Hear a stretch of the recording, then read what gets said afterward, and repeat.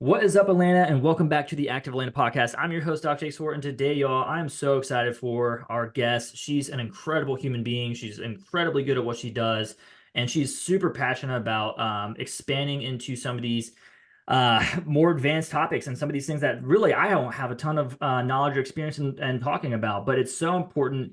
Her name is Megan Gillespie. Guys, she's an executive coach and a therapist. She's dedicated, she's absolutely dedicated to helping entrepreneurs, C-class executives, senior leaders who all want to show up for more authentically and intentionally at work, at home. She's got a private practice here at Atlanta. She's helped hundreds of people. Guys, I can't wait to have her on here. So without further ado, Megan, welcome back to the podcast. Thank you, Jake. I'm really happy to be here and talk to you a little bit about what I do and how I can help your community. Oh my gosh. We were talking a little bit beforehand, and I feel like there's a little bit of an unfair advantage for those of you that don't know. Meg is Sam's wife, and I get to pick her brain a little bit every now and then when she stops by the practice. So I can't wait to get her on. Couldn't wait to get you on here to like talk more about what you do because I feel like I walk away with a little bit of knowledge, a little bit of knowledge bombs every now and then when you come into the office. Awesome. Well, yeah, I mean, it's funny because in my practice, everybody I talk to, when you say, what do you want to walk away with? When you think Mhm. about the best version of yourself, who is that person? And there are some common themes that you see with everyone. And it's more meaningful connections, right? Your relationships, having really great, deep relationships with the people around you, being Mhm. curious, open, enhanced levels of creativity, problem solving, purpose, passion at work and at home and in our communities. And the thing I found with this is with all of these states, all these things that people are saying, I want more of this, more of this, the foundation for this is safety. And when we think about the nervous system in our bodies, we have to have this level of safety to be able to have access to these other states. And so that's a lot of what I do in my practice is help people understand their bodies and how do I know the language of my body, what my body needs, give it what it needs so I can move seamlessly through these levels of regulation, dysregulation, regulation, dysregulation. And one of the myths is a lot of people hear that word dysregulation and what exactly does that mean? So a lot of people ask, what's the difference between anxiety, depression? We have these mood swings or stress and dysregulation. And all of these other states are a result of dysregulation, right? So that tells me that you have a dysregulated nervous system or are getting stuck in some of these states. Hmm. So when you say stuck, like, are you talking about like stuck emotionally, or are you talking about being stuck in like kind of like an autopilot type of state? Like when you're stuck in a state of dysregulation, can you kind of talk about like what that means a little bit more? Yeah. So when we think about our bodies and our nervous system, so everything, our actions, our behavior, our relationships are all a product of where we are in our nervous system. So knowing kind of what this means is really, really important. So you have three places you can be in the nervous system. And I'll get a little neurosciencey, but I'm going to break it down for you. So the top level state is what we call the ventral vagal state. And this is where everybody wants to be, right? This is when we feel safe with our right now when I'm talking to you, I feel safe. So I'm open to what you have to say. I'm open to connecting with you. I'm open to learning. I'm open to engagement. And I have access to all parts of my brain, right? So I can think with clarity, with focus. This is where we all want to be, right? So think Yeah. about when you're in your car, when you wake up, you're feeling good, you get in your car and you're able to drive down the road, you're going the speed limit, you're able to have access again to all parts of your brain. And so let's say somebody stops really quickly in front of you. You're able to react quickly and effectively to avert any sense of danger, right? So it's not saying that danger or threat is not happening, but we have a very we're reflexive. We're able to be very flexible in our nervous system and react to whatever is there. Now, Hmm. this is again where we all want to be, but of course, that would be in a perfect world. That doesn't Yeah. always happen, right? So life happens and we'll drop down when we sense threat in our environment. And again, the thing you want to consider is threat now in modern day is a little bit different. It's not like a bear chasing us. It might be standing up in front of people and giving a presentation. It could be being worried about feedback. It could be worried about, I didn't get the promotion. It could be worried about various things, but our body perceives that as threat. And when that happens, we dip down into the sympathetic nervous system. So this is that that second zone. This is when our body's getting ready for fight or flight, right? And we've all sort of heard that. So think of this as an activated state. Think more anxiety, right? Like I can't stop. I've got my motor going and I'm going, going, going, and I just can't get a breath, right? Mhm. Maybe I'm pacing the room or I'm having a hard time sleeping or I've got looping thoughts. These would all be a product of being in that sympathetic state. We often sense danger. Everything feels like a threat. So I know before the podcast, we were talking a little bit about when we're in that anxious and stressed out state, we often perceive threat even when maybe it's not there. So Yeah. that maybe somebody makes a comment at work and we think that they're attacking us and we have a snippy little remark back. That might be Yeah. something that you, and I'm sure you've experienced that, right? Sure. Yeah. Man, I tell you what, I've got like an 18-month-old and he definitely tests those waters, right? Like constantly trying to just like not be snappy, right? Yeah, yeah. Constant pursuit Well, of lack of snappiness. and that's a perfect example of how this shows up in different environments. So for Yeah. instance, at home, when we're really stressed out, we snap at the people around us, whether it's our kids, whether it's our partner, and we can kind of sense it. And one of the things I talk about is something called neuroception. So think Mhm. your body has this scanner that's always scanning the environment around you. And it's subconscious, we're not aware of it, but it detects things. So, have you ever come home and let's say your wife, Jess, she's had a bad day. Maybe the kids have been crying all day or just kind of fussy. And you can just sense before she even says anything, it's like, ooh, it Yeah, hasn't been a good, 100%. Yeah, yeah. yeah, yeah. Or like I'll give you like even like a not necessarily a better example, but a different one where it's like I feel like even stronger would be like we also have a dog and I remember there's this time where I was just talking about this with the patient today actually where Jess was in her third trimester, right? Like 8 months pregnant, something like that, and she was being a baller and trying to like walk with Julian in the stroller and walk our dog Louie, who's an English bulldog, so he's not particularly tall, but he's like 65, 70 pounds, right? So like um well, it can be he's low to the ground, so he can be a tank sometimes. And as she was walking Lou, there's this other dog that started like it was a really aggressive dog, and like Louis was trying to protect Jess, we'll say, right, or was trying to like also like go at this dog, right, and like she's sitting there like getting almost like dragged into the street by Louis while also trying to protect Julian, and like all that happened when I wasn't home, but as soon as I walked in, you could feel that something happened, right? You're like, Mhm. what's up, right? Like there's no kids crying. There's like the house wasn't distraught, but that like sensation was there 100%.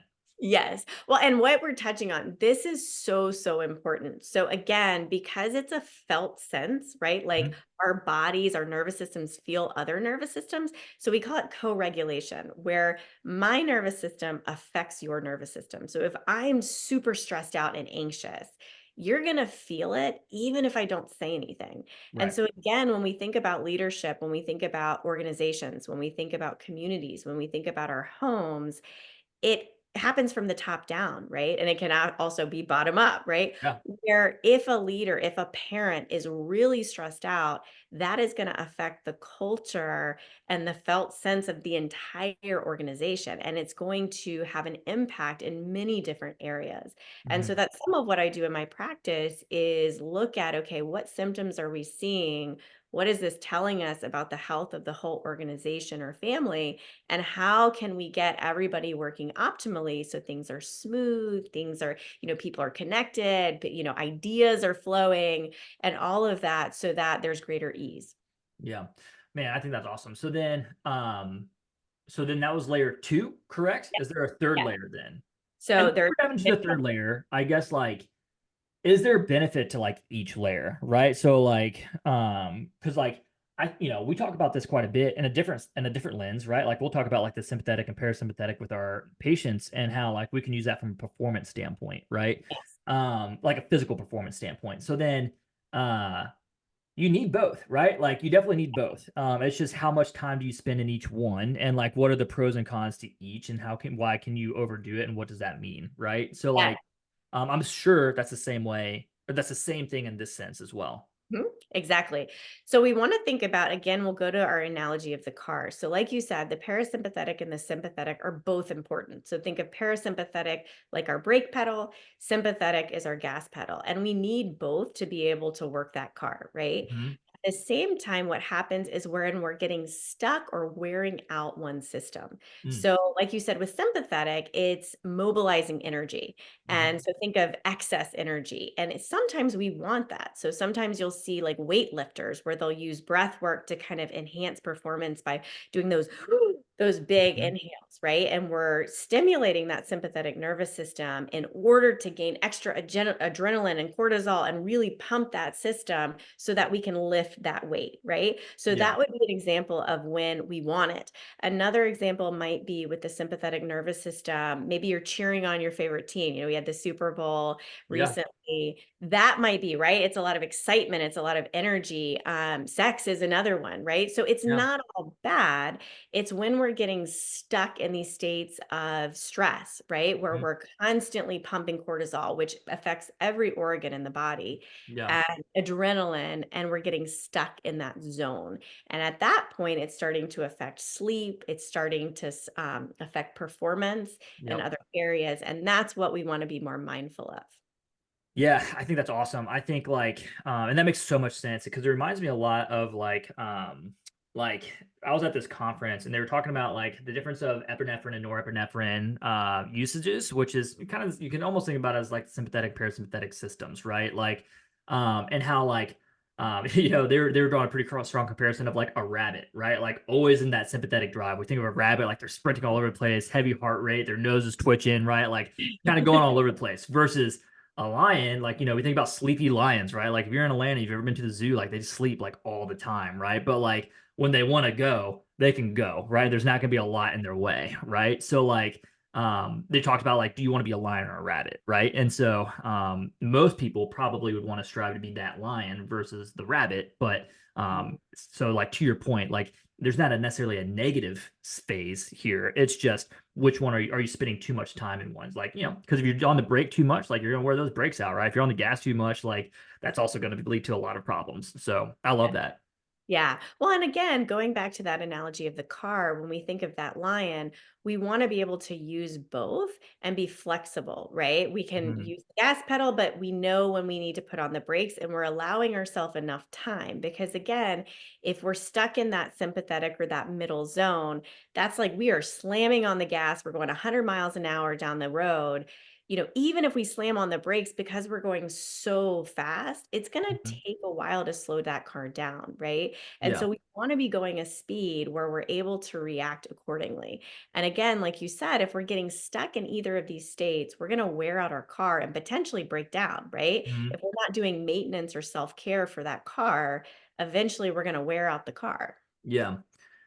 100%. So then is this where like burnout kind of comes into play? Like if people get stuck in these states, is that like a higher Yes. opportunity for burnout or how does that kind of happen? Yes, that's it. I mean, you nailed it. That's exactly what it is burnout is the product of getting stuck in one of these states and not being able to move out of it. So when we think of it as like a hierarchy, we have ventral vagal at the top, right? That's that zone where we feel safe, connected. We bump down into sympathetic. If we get stuck in sympathetic for too long, that fight or flight state, we've worn out our car, right? And our car Mhm. is now going to break down. So now we're going to go into that lower level zone called dorsal vagal. This is where now our body is conserving energy. Now Mhm. we've used all of our energy, right? So our body is now broken down. This is the state where we feel more hopeless. We Mm. don't want to get out of bed. We're having a hard time getting motivated. We're numbing out a lot more. So we might be numbing with TV, with substances, doom scrolling on Instagram, Mhm. but we're zoning out, right? We don't want to be there and we're having a hard time being in the present moment.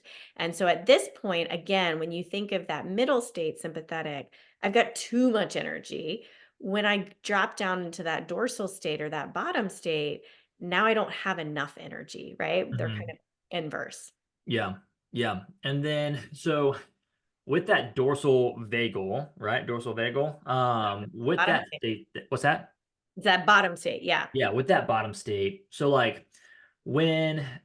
I'm trying to imagine like I've got a patient who is about to go on vacation. They're a pretty high performer, right? And they're actually super pumped up to be able to go on this vacation and like do like work that they want to do, right? Like not doing work stresses them out, which is good to know, right? So like don't let it consume your vacation, right? But this person in particular loves to wake up like a couple hours early before the rest of his family, go get a workout in and maybe do like an hour of like just quick like creative work for his company, right? So I imagine that being almost like a ventral vagal state where it's like you kind of have access to everything you kind of want. Like you don't really have like a lot, like you feel very comfortable in that situation, right? Like it's hard not to feel comfortable on a beach on a vacation when like you're up for the rest of the world.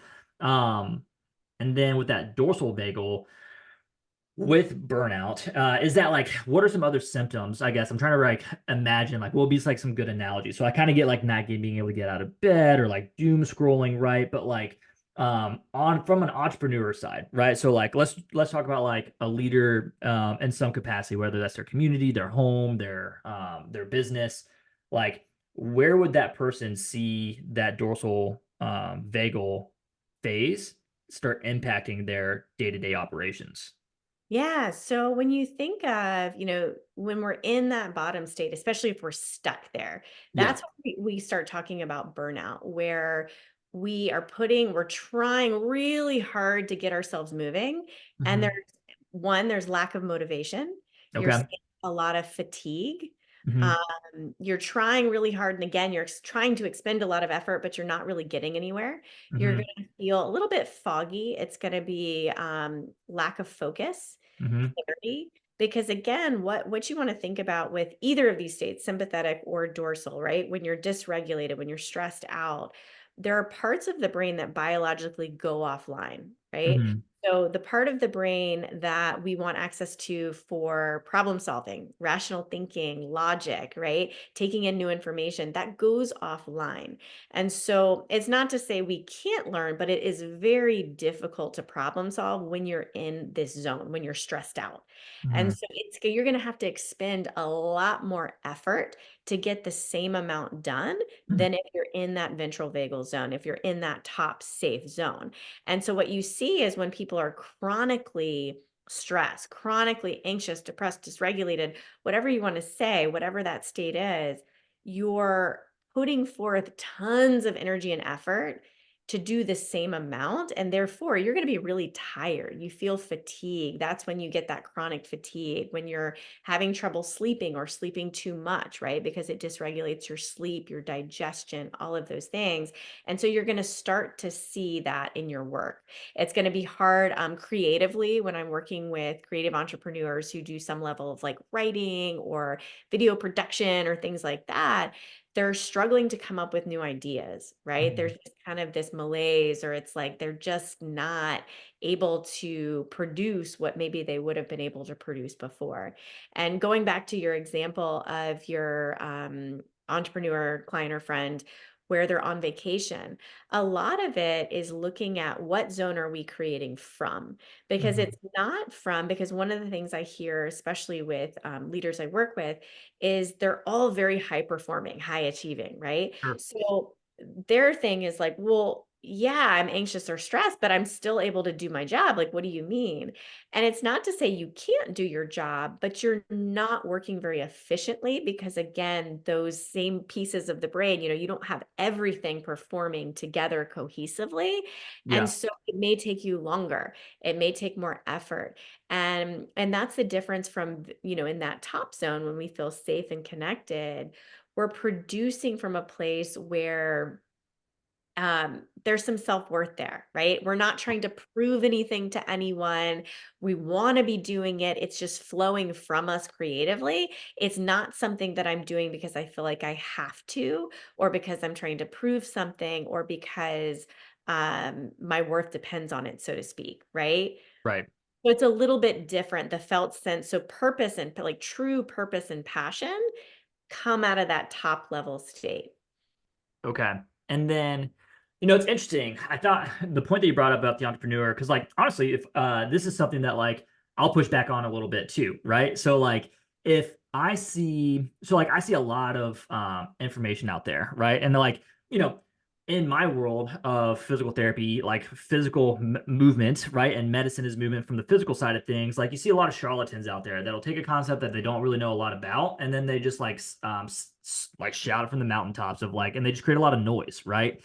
So Right. like what I'll see, so I see a lot of like similar things I feel like happen in the space of mental health, in the space of executive coaching, in the space of mental clarity, right? And so like the whole idea of like living anxiety free, I feel like is almost like a little bit of a fallacy, right? Like it's probably just not going to happen. But like what are some signs, I guess? Because like feeling emotions, kind of goes back to that Disney movie. What's that Disney movie? Inside Out, right? Like Yes, all yeah. emotions are good, right? And they have a purpose, a point to Have them. purpose. So Yeah. like, but when can you tell? Like, what are some signs and symptoms, I guess, that like this anxiety or these feelings that you have are almost becoming a little too persistent or they're starting to cause problems, right? So like, I guess like in a way, because we all kind of know like if we're feeling too anxious, like we might feel like we're a little too distracted, right? But like what is too distracted versus like what is there like some signs we can look out for to know like that distraction is just coming from like maybe we're just not creating like enough like space for ourselves versus like, oh man, we need to like actually pay attention because we're getting too much time in that sympathetic state. We're spending too much or we're leading into that dorsal ventral vagal spot, right? So There's bottom level. Yeah. yeah, the bottom level. Like how do we get ahead of it to where we don't hit that point, right? Well, and that's a beautiful segue because really a lot of what I hope for with all of the clients I work with is developing a relationship with the body. Because again, the body is always speaking to us. And I mean, with what you do, obviously, you deal with the physical body, you see it. And the problem I often see is that we're so disconnected from our bodies. And so, again, we're always getting these signs in our body that's telling us, like, hey, I need something. And Mhm. when we develop a relationship where we understand the language of the body and what it's trying to say, we're able to see, like, ooh, I need to slow down, or ooh, I'm feeling really stressed, or ooh, I'm feeling this sensation in my chest and it's telling me I feel a little overwhelmed, right? Whatever that sensation is, it's telling you something, it's communicating something. And when Yeah. we have a relationship where we're listening, we're tuning in, we hear it, we see it, we feel it, and then we can give our body what it needs, that sensation moves, right? And it's that idea of being able to actually tune into our feelings and not ignore or repress it. When we actually sit with the sensation, what you find every time is that it goes away. Like you give it Mhm. a little bit of space and it goes away and it kind of moves on and it just needs to be validated and seen. And I think Mhm. a lot of us are afraid that if I give it any room, it's going to take over. Yeah. And so, you're a parent and what you often see with kids is the same thing Yep. is they have a need, they're expressing the need. And when we have a relationship and are able to tune in and see, oh, Julian's hungry, or oh, wow, he's showing signs, he's starting to break down, he needs a nap, right? Yeah. You get ahead of it, the household runs very smoothly. You see the Yeah. need, you address the need, we're good. It's when we ignore it, what happens to that child? What do they do? If melt down, man. Like, and it just gets Meltdown, worse. Yeah. right? And that's exactly what I see with all of my clients is when we're not tuned into our bodies and they're having to get louder and louder. So what you'll see are often signs Mm. of illness. So Yeah. it could be something major like an autoimmune disorder. It could be something minor like they're constantly getting colds like Mm. that. Sometimes you'll have somebody that works with you that it's like, "Oh my gosh, they always have migraines or they're Yeah. always late for work or they're constantly sick." And that's the body saying, like, hey, something's not quite right here. Mhm. Sleep and digestion are the two, I mean, those are the two major ones you see first Yeah. are either too much sleep or not enough sleep, right? That their brain's not able to turn off. It's going, going, going, going, going. And so people aren't able to get adequate sleep or restful sleep.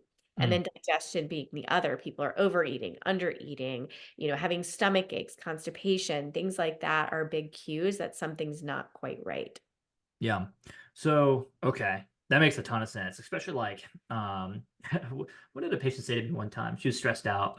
It was like she had like the stress tummy or something like that. I was like, I think that's the first time I've ever heard that term, but I get it, right? Like, but man, I think that makes a ton of sense. So like if somebody starts like feeling these things, right? So like what are some ways like so you talked about like acknowledging it, acknowledging those emotions or acknowledging that those feelings and kind of giving it space. Like, are there any like ways that you can recommend that like people would like any like blanket like techniques to Mhm. like help kind of like avoid those from getting in those positions to begin with? Like because like it's very easy, I think, especially if to take a little bit of information and try to apply it to everything, and then all of a sudden you find yourself stuck in like these dysregulated states, or you find yourself stuck in like this like autopilot state of sympathetic drive all the time, right? So like if people get in those positions, like are there any like blanket techniques you can give for like people to get out of that or prevent it from happening in the first place? Yes. So I'm glad you asked. So there's one thing that I often will tell people to do first. So the first thing is tuning into your body to just notice what your body feels like and how it changes through the day.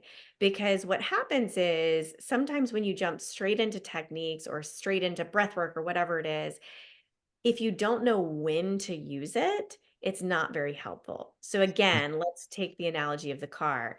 If I wait to slam on the brakes until I'm going 120 miles per hour, sure, I can use the technique, but because my body is so amped up, it's going to take a while to slow down. So, what I want Mhm. people to start to notice is what are the signs and symptoms that tell me that I'm inching up? Maybe I started at 50 miles per hour and now I'm at 60 or 70. That's when we want to start implementing some of the techniques, not when we're at 120 miles per hour. So the Right. first step is like a kind of tuning into the body to notice what are the signs and symptoms that tell me when I'm hitting these zones. And so some of them for sympathetic or when that kind of amped up anxious state, heart rate, when my heart starts to beat really fast, Yeah. or when I feel like I have a brick on my chest, right? Yeah. I can't quite get a deep breath. I Yeah. can't, my thoughts are racing. These are all symptoms that you might see. Yeah. Now, once you start to tune in and notice, like, okay, I'm headed towards that zone, what do you do about it? So, the thing I give people is who, what, when, where. So Hmm. the who are the people I go to that help me feel safe, right? That I Hmm. feel comfortable, I feel safe, I feel connected. After I talk to this person, I feel a sense of ease, like, whew, I feel better. I can go tackle this problem. Now, Hmm. sometimes these are people that just in any scenario are great. Sometimes we have different people in different categories. So it might be I have certain people at when it's a work related problem, maybe a mentor that I go to that is really great when I get stuck. There's some people where it's a personal, maybe it's a family relationship, a partner or mom, dad, friend, someone like that. That's great to go to. The other thing to keep in mind though, is with co regulation, again, my nervous system is affected by others. So if I'm really anxious and stressed out and I'm going to a friend who is also really anxious and Hmm. stressed out, that may not necessarily help me. Not to say that that's a bad friend, but in that situation, it's going to be hard for them to calm me down if Hmm. they're not regulated and calm themselves, right? Because their energy is affecting mine. And now I leave the situation feeling more amped up than when I started. Right. The other thing from a leadership perspective to think about is, am I that safe person that people can come to? Because as a Right. leader, if you're really stressed out all the time, people are not going to feel comfortable coming to you with problems or coming to you for guidance. In the home, if you're a parent and really stressed out, noticing how that's impacting the other people in your home. Are you Mhm. that cool, calm, regulated force that sort of anchors the family? Or are you the force that's kind of putting everybody off course, right? Yeah. So Yeah. thinking about those questions, the what is what are activities or things I engage in that give me that sense of ease or calm. So in that activated state, you might need to get some of that energy out. So maybe it's slamming it around a tennis ball with a friend, right, on the Mhm. court. Maybe it's doing a workout or yoga or taking a run. Mhm. Maybe it's reading a book quietly outside in the hammock. Maybe Mhm. it's taking a hike with a friend. What are those things that you do that you notice after I engage in these activities, I feel better? Yeah. And then what are some of the environments that help put me at ease? So think nature is a big one. Most For sure. people biologically, right? We feel better when we're outside. So Yeah. how can I get outside? What are environments maybe at work? Again, if you're in leadership, can I create some spaces that kind of can help people decompress? At some of the big companies, they have these like Zen rooms and things like that with soft music that you can go into for a few minutes. To just sort of take a minute to yourself. Mhm. And then the last one is when. So, when are pockets of time that you can maybe set aside to help reset yourself when you're feeling off? So, some good ones might be when I'm driving home from work, right? Mhm. So I can put on, we know music and vibration has a huge impact on our bodies. What types of music might help me depending on what state I'm in as I'm driving home from work to sort of transition me from whatever happened that day into going into the home so I'm not carrying that stress into my house, right? Yeah. It might be I like to book in my day. Mhm. So maybe setting the day, what are some things I do in the morning to help set my day and make sure I'm going into the day in that ventral or top level state? So it might be journaling or breath work or yoga or just, sitting quietly before everybody wakes up. Not getting on the phone. That's a big one, Yeah. scrolling and going through emails and things like that. Yeah. And then again, before bed to kind of wind down before I'm getting into bed. Yeah. Well, I think what's important about, I'm pretty sure every single one of those categories I was trying to go through and make notes was that like you talked about like things that you can do to help you, right? So like especially if you're like a high performer or like if you have like if you're a leader of a team or or a community or your household or whatever, right? Like there's a lot of, I would argue, like innate drive and desire to try to help other people, right? And try to make sure that you're there for other people and that you're doing helping them out as much as you can, right? But it's interesting because like everything that you just talked about, ways to help the organization, is how can you develop yourself in a better way, right? So like what Yeah. do you like to do? What activities do you enjoy? What environments do you feel the best in? What music do you like to listen to? How can you book in your day, right? Like these are all really important aspects I think to understand, or to like common themes there is like you got to take care of yourself, right? Like, and you got to make time to take care of yourself. Cause like we talked about it before the podcast, we talked about it a little bit on the podcast. Like, if we're not making sure that we're taking time for us, then like, we're going to quickly drain that cup, drain our batteries. And then I'm assuming in your line of work, that's where you will typically see a lot of people in either one of those dorsal states, right? Or the Yeah. ventral or the dorsal state there. So like, I think that's all super, super sound advice. But then let me ask you this then, right? Because like life is messy, right? Like I think that's like, We I all think, know that. yeah, right. Like I think this idea, and maybe this is me projecting a little bit, right? But I think this idea of like living this like super clean or life is like great to strive for, but in reality, it's probably just not going to happen, right? Like there's always going to be things outside your control that you have to deal with, right? Yeah. Um, so like, is the idea to constantly like be in a zenful, balanced state? Is that what we're always striving for, and we're failing if we're not in that state, or like, what's the goal there? Yes, that's a great question. So, no, absolutely not. Because again, we want to think about the body is designed to keep us safe, right? So, Mhm. we're never going to live a life where there's zero dysregulation, right? We want that. We want our body to be able to detect where there's threat because sometimes in life there is, and Yeah. that's the reality.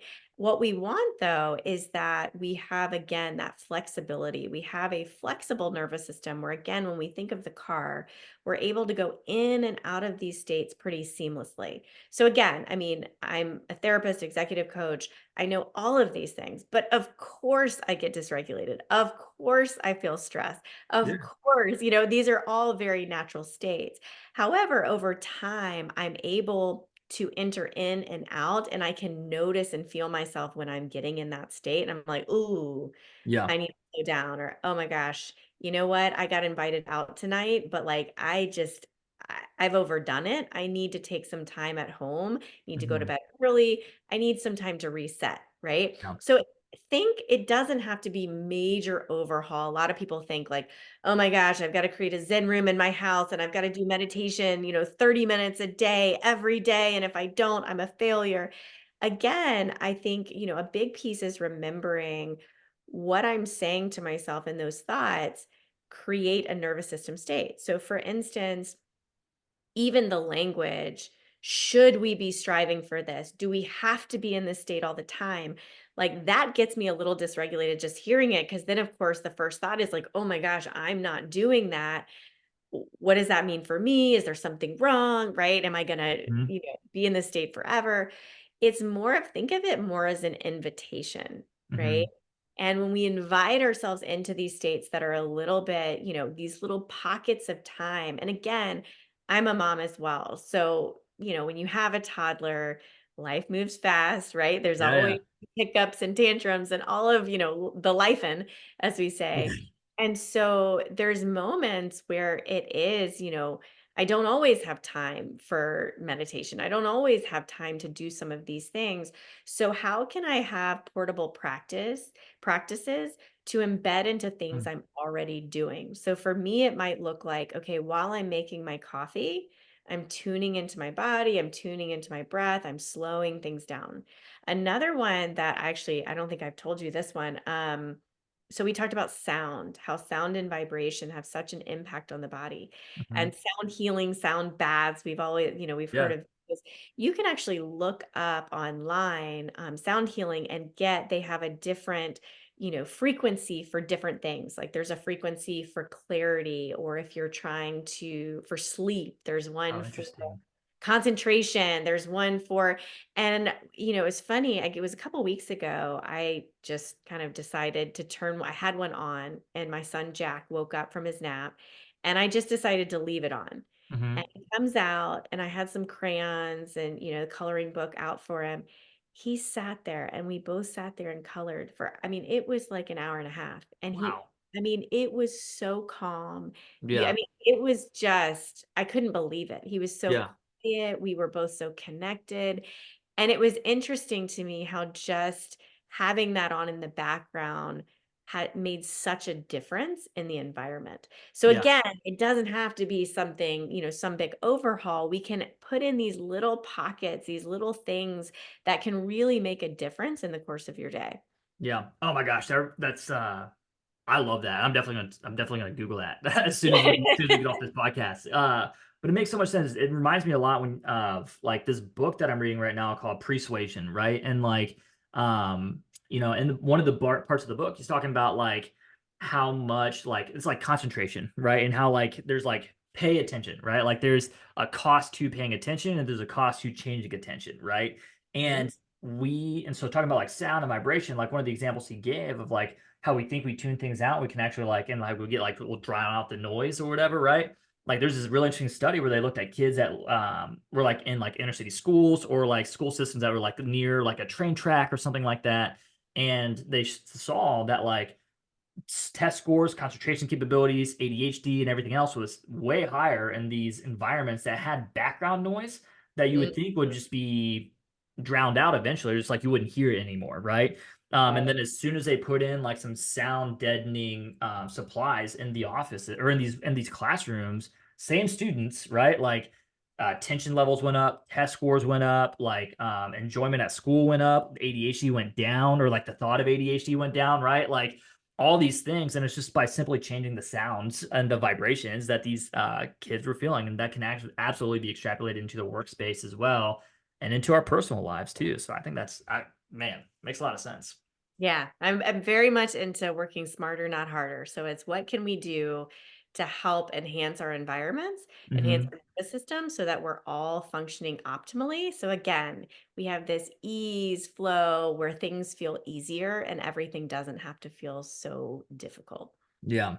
Okay. So like, all right. So I obviously own a company, right? And then so should I go through and create sound baths in all my PTs rooms, or should I like what how can as like, I kind of say that like cheek and tongue, but like if how can leaders, right? Like how can we like regardless if it's a leader of a household, a company, your community, all the above, right? In a lot of situations, like how can leaders like utilize coaching, someone like you or otherwise, to help create some of these spaces here? Yeah. So I think again, the first thing is investment in yourself, right? Mhm. And how am I showing up? Because we know through the research and co-regulation how we influence each other by how we show up. And we can't always control, very rarely can we control other people, but we can control the energy and what we're contributing to our environments and to our organizations. And so I think the first thing is investing in yourself. The second is, a lot of what I do as well is going into companies or organizations and helping them kind of look at and consult with, where can we add a few tweaks here and there? What are you seeing? What symptoms are you seeing? And what can we do to help optimize your team so you're communicating better? So, the connection is there. So the stress levels are down. What does that mean? And again, it doesn't always have to be these huge overhauls. Sometimes it's tiny tweaks that we can do that can make a big difference. But again, if you're not looking for them and you don't really know what the root cause is, it can be hard to identify and therefore, shift in order to get the maximum benefit. Man, that's awesome. And totally agree. I think like, it's interesting. Like, and I think you're seeing it more and more. You probably speak on it more than I could, but like you're seeing more people put more of an emphasis on this and like trying to find more, right? Because like just like as a if you're trying to, I don't know, learn how to play a guitar, right? Like you could always try to self-teach yourself, right? But like probably gonna have you're gonna get a lot better results, gonna get a lot faster too if you get a coach, right? If you're trying to get your health in check, right? Like that's our bread and butter, like our physical health, right? Like, and it all plays together, but it makes a lot of sense to get somebody that can help you with that. Get a coach, right? Getting a coach to help you with your leadership style, to help you create these environments for your teams, your community. It just makes too much sense to not do that. And that it's like this interesting idea of like cost versus investment, which we all hear and it kind of gets a little drowned out sometimes, but like the meaning behind it is so important to truly understand that like you may not directly feel those results like from like an ROI standpoint, but like pervasively it's going to persist throughout all of your daily functions, whether that's your work life, your home life, your Yeah. community, right? So I think the ROI there is like it's compounding and it's exponential versus linear. Yeah. Well, and exactly. And again, when we're in these states of stress and dysregulation, parts of the brain literally go offline. So it's like if you're constantly working in that state, you're not going to be very efficient. And if we can save you some time and get you working optimally, that's going to give you a lot more time, energy, and space outside of work, for home, for vacation, for connection, for friends, for all these other things that you want to do. And that in turn is going to, again, benefit you. You're going to feel, um, better levels of mental health and clarity that again translate into the workforce. So, Yeah. Well, Meg, this has been amazing. If somebody wanted to, so then I guess to recap really quick, like, like there's a lot that we covered, so I'll do my best and you can pick up the pieces where I drop off, right? So we have three main states. We've got our ventral, our central nerve, or our sympathetic and parasympathetic, and we have our dorsal vagal systems, right? We want to strive for, or we want to like that ventral vagal is like the nice top down. it's optimal, right? Like that's great. That's our flow state. That's but then no state is necessarily bad. We kind of need them all, but it's just like we don't want to spend too much time in one state, right? Signs of you want to be able to catch yourself before we want to have some nice body awareness, right? So we want to be able to catch ourselves before we hit that 120-mile-per-hour mark and need to hit the brakes, right? So paying attention to signs like that brick on your chest or the difficult or like the distraction or the difficulty getting out of bed, right? No, catching those upstream before they become those bigger problems is super important. And then the goal is not to strive for perfection. It's to being able to quickly be able to have the agility to get in and out of different states that we're trying to strive for. Yeah. And then the best way to kind of learn how to do these things is to get a expert such as yourself to be able to help you out. Yeah. Yeah, absolutely. Cool. Awesome. Well, if people wanted to reach out to you and learn more about this and learn how to regulate their nervous system and get out of this autopiloted, dysregulated state, right? Like, what are some cool ways that they can do it? Yeah. So you can reach me by email, Megan, Megan, at megangillespie.com. You can go to my website, megangillespie.com. Again, that's Megangillespie.com. Or you can find me on Instagram at Megan E. Gillespie. Awesome. Well, Meg, thanks so much for getting on the podcast. I really enjoy it. Always learn so much with our conversations, and I know our audience did as well. So thank you. Well, thank you so much for having me.